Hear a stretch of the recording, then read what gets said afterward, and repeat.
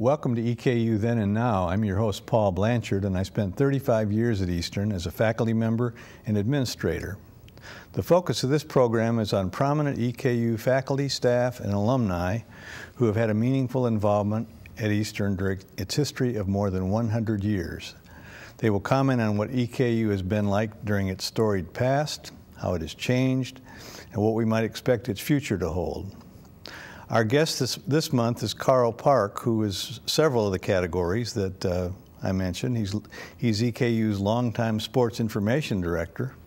And since this year marks the 100th anniversary for EKU football and basketball, there's no one who knows more about EKU athletics than Karl Park. With him, as a source of so much information, we want to spend most of this program exploring the then and now, mostly then, of EKU athletics. Thank you, Karl, for joining us today. Thank you, Paul. There's one possible exception to what I just said about Karl knowing more about EKU athletics than anyone. That would be EKU's president, Dr. Doug Whitlock, who is joining me today to talk to Karl. Thanks to you, Doug, for helping us once more on EKU Then and Now. Oh, it's a real pleasure to be here again. Karl Park was born right here in Richmond and was on this campus in one capacity or another for over 50 years. From when he started first grade in 1953 at the Eastern Training School, now Model Lab School, until he retired as EKU's SID in early 2004. He earned his EKU undergraduate degree in May of 1970 and was hired as EKU Sports Information Director in August of that year. He retired from that position in 2004 after 34 years of exemplary service. In 2005, the Ohio Valley Conference named him to the OVC Hall of Fame, and in 2006, he was named to the EKU Athletics Hall of Fame. Among other accomplishments, the OVC noted that during 23 years of his career as EKU's SID, Karl was the only person with media relations duties to cover the school's 21 athletic teams, and that during this career he reported on over 80 OVC championship teams and 2 National Football Championship squads. Because of this close familiarity with the league, he was asked to be a member of the 40th and 50th OVC anniversary celebration. There are committees that did that in 1988 and 1998. Karl has also received the College Sports Information Directors of America Lifetime Achievement Award. He currently serves in a part-time position as Executive Director of the EKU Athletics Hall of Fame. He's also chairing 2 committees this academic year as Eastern celebrates 100 years of football and 100 years of basketball on campus. Karl, President Whitlock and I are both looking forward very much to our conversation with you.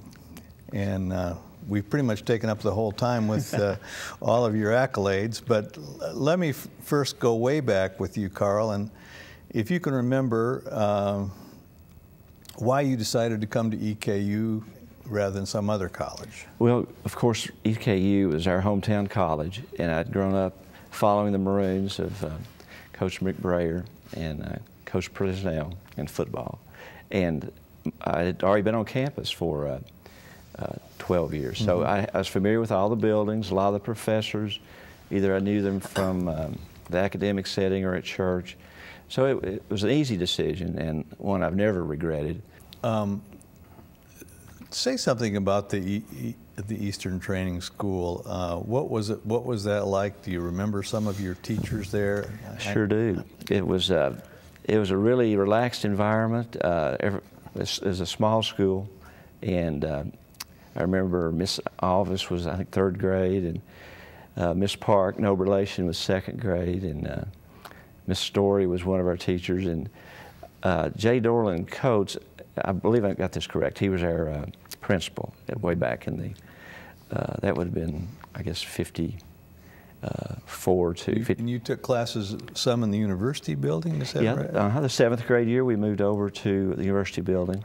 Back then it was Madison Model, and a lot of our folks that wanted to play athletics, Model didn't have a football team, but of course Madison Model, Roy Kidd coached that team, and a lot of our folks walked up the hill to go to Madison to go to football practice. So now, did you play under Coach Kidd? No, 7th grade I was still a youngster. In the 8th grade we transferred over to the Donovan building. It was built.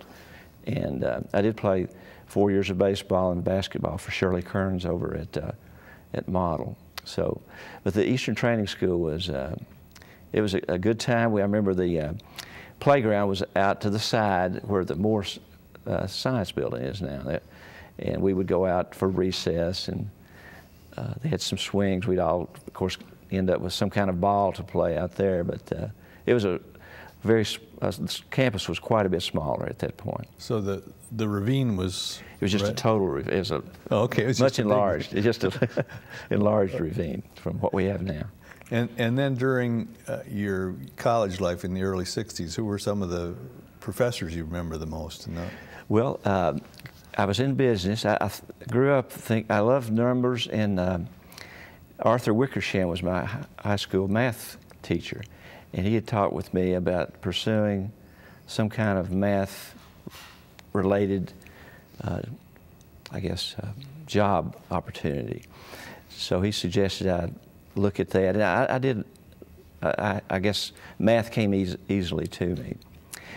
So I thought I wanted to be a CPA, so I went into the College of Business and got my degree actually in business administration. But on the way to the business degree in my freshman year, I was up at Madison High School, and there was a Little League football game going on. And Craig Ammerman, who later became editor of the Progress, and Roy Watson, who was the business manager of the circulation and advertising manager for the Progress, knew me from high school days, and they were looking to add to their staff. And they talked to me. They knew that I'd written some baseball articles for the Richmond paper about Little League. I'd kept score of some of the games, and so they talked with me. And I was kind of looking for something to do on campus, and I didn't really want to get into fraternity. So I joined the Progress that fall and worked in circulation. And Alan Trimble, who also is he's a, I guess, Commonwealth attorney down in Knox and Laurel and Whitley counties now, but he and I combined on a lot of feature stories for the Progress. Then my last 3 years, I was the sports editor of the paper. But as far as professors, Fred Engel, of course, I had him for several classes, and Ken Griffith, I remember him from accounting days. He was an excellent teacher. Bill Burge in history. Oh dear. Doug and I have talked with him and about him a lot lately. Yeah, he's certainly a historian of things that have happened on campus.